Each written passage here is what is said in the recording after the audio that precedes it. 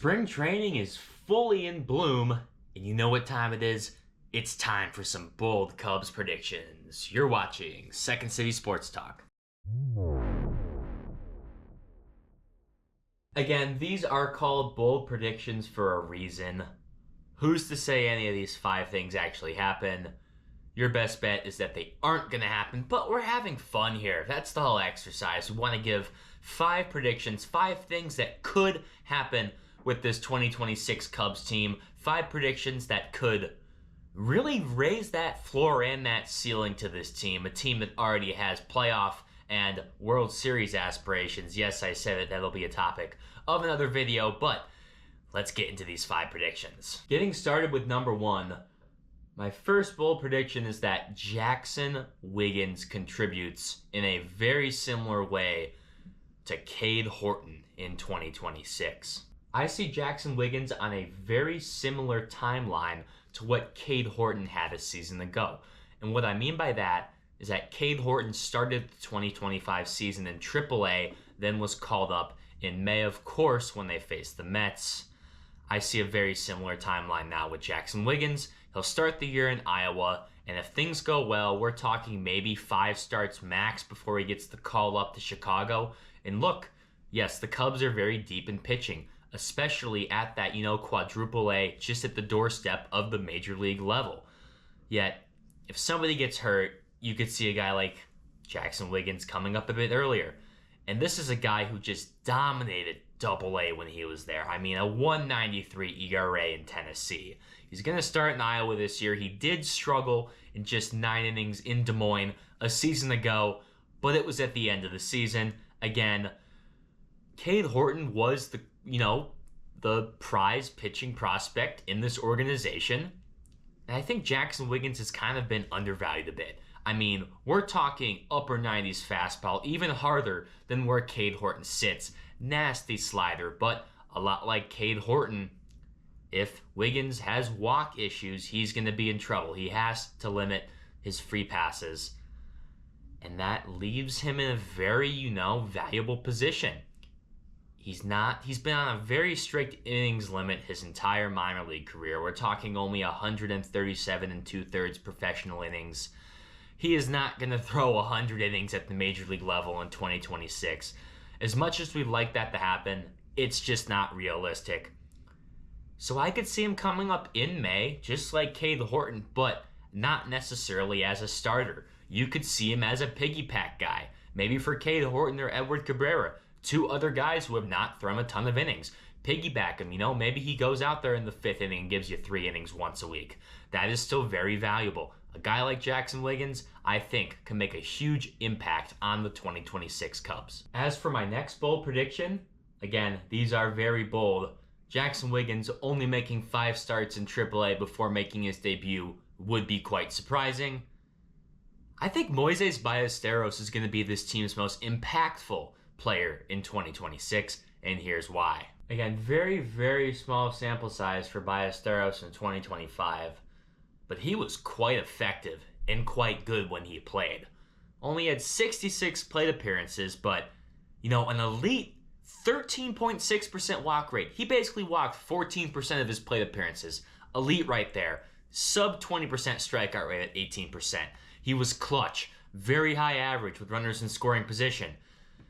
In his entire minor league career, yes, minor league, major league, completely different levels. He has a career 371 on base in the minor leagues. Moises Ballesteros, if he can hit for contact at the major league level and get on at a, I would say, 350 plus on base percentage clip, we're talking a very, very productive hitter. He doesn't need to slug much, but just like Nico Hoerner, just like Alex Bregman will do, if he can make contact with runners on base, avoid hitting it on the ground. He's not fast. It's a double play if he hits it on the ground. If he can line balls toward the outfield, shoot the gaps at Wrigley Field, we're talking a very, very impactful player for this 2026 team. Again, like Hoerner, like Bregman. At the bottom of that order, Ballesteros is going to be a contact guy. Somebody you want up with runners on base. And if he can hit around 280 to 300, have a plus 350 on base, a 430 slug. I mean, just around an 800 OPS. We're talking a very, very impactful player. He's going to be a designated hitter, so you're not going to see it with his WAR. He's not going to have a high WAR, but still, if he could put together 3 WAR as just a hitter, I mean, that'd be very impressive. He is going to be a glue piece of this team, like Bregman and like Horner. You're going to want him up with people on base. He's clutch, and I think we're just seeing the beginning of Moises Ballesteros on the Cubs. Moving on, this may be the most realistic of these 5 bold predictions, but I'm going to say Michael Busch becomes the first Cubs left-handed bat since 1970 and Billy Williams to hit 40 home runs. Why do I think Busch is going to break the curse of a left-handed Cubs batter hitting 40 home runs? He's one of the best hitters in baseball, and I think this just gets a bit lost. He had the 9th highest WRC plus in the sport last year. He had 140 WRC plus last year. This is a hitter that clobbers right-handed pitching, had a 910 OPS against those right-handers, 523 slug, a 548 expected slug. This dude is going to mash, and I see it continuing to happen in 2026 to a greater extent, but there are maybe 2 things, yes, 2 things that are going to keep this from happening, not including health.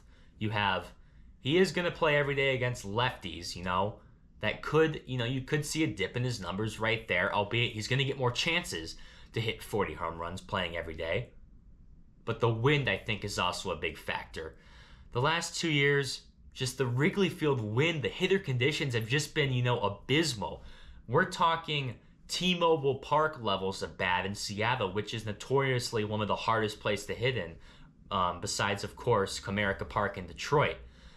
The wind is the ultimate factor. The team has no control over it, but if these hitter-friendly conditions continue, I think it's going to be very difficult for Busch to break this 40 home run drought from the left side. Again, his OPS splits between home and road weren't too different. We're talking 874 OPS on the road and 856 at home.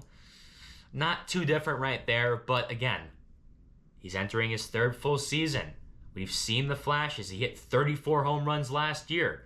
He's going to get some more at-bats, It really just comes down to the wind, the hitter conditions, if he stays healthy. Because if he does stay healthy and the wind, the conditions get a bit better at Wrigley Field, watch out, because Busch is going to break that curse. My 4th prediction is probably the 2nd most realistic, and that is that Edward Cabrera, the Cubs' big offseason acquisition via trade, his ERA is going to start with a 2. Now, if you're going to start with a snake draft of all the Cubs' starting pitching options based off of their stuff, their, pitcher makeup, Edward Cabrera would most likely be the first pick in that draft. He has all the makings to be a frontline starting pitcher. You just need to see him go out there and execute it. We're talking an elite fastball, a 90-plus mile-an-hour changeup. I mean, what else is there to ask from this guy? The stuff is there. I mean, a 30% chase rate, 29% whiff rate, 26% strikeout rate. All the peripherals are there for Edward Cabrera. He just needs to go out on the field in a full season. Yes, he has never made over 26 starts in the season or even thrown over 137 innings. If he can go out there in a full season and show off those peripherals, I think you're going to see results on the field. He had a 47% ground ball rate as well last year. That's only going to get better with the defense behind him. All these numbers around Edward Cabrera, all the stuff that the baseball nerds like, all the sexy stats, they all point towards a breakout on the field. And could we be seeing that in 2026? We saw the start of it in 2025. I think that's very likely. This dude has the best stuff on the Cubs. Cabrera has an elite profile. Yes, walks, just like almost every elite hard-throwing pitcher, is the issue. If he can limit his walks, Edward Cabrera is going to be not only this team's best starting pitcher, but one of the best starting pitchers in the National League in all of Major League Baseball. Now, this last prediction is probably the most outlandish, the most bold, but we're having fun here. That's the point of the exercise. I know he has not looked good. He has not looked good this spring, but I'm going to say Porter Hodge leads the Cubs in saves. Yes, call me crazy. This might be the most outlandish, like I said, prediction on this list. But I stand by it that Porter Hodge has the best stuff on this team, at least in the bullpen. Cabrera is the best overall pitcher, but I think Porter Hodge may have the best stuff on this team. Fastball is arguably better than Daniel Palencia. It has some cut on it. His slider is absolutely disgusting. You go back to his sequence versus Shohei Ohtani when the Cubs closed out the Dodgers last April. That was prime Porter Hodge right there.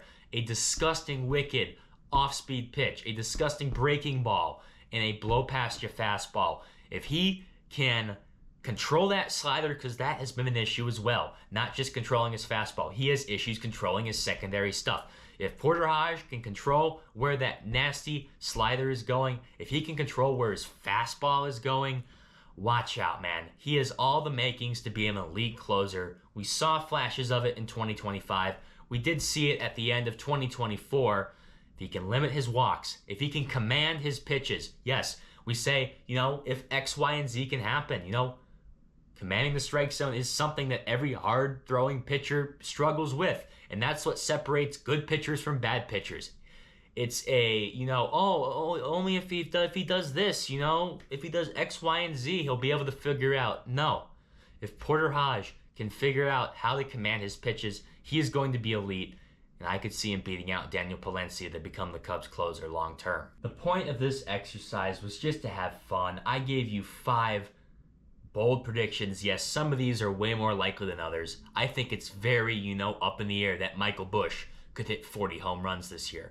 I think it's very possible Edward Cabrera's ERA could start with a 2. I think it's very possible Jackson Wiggins could make an impact on this team. But at the same time, I don't think it's likely that Porter Hodge leads this team in saves. I don't think it's likely that Moises Ballesteros is this team's most impactful hitter. And I don't think it's likely to say that Jackson Wiggins is going to be on this team come early May. Again, this was a fun exercise, but I don't know if any of this is actually going to happen.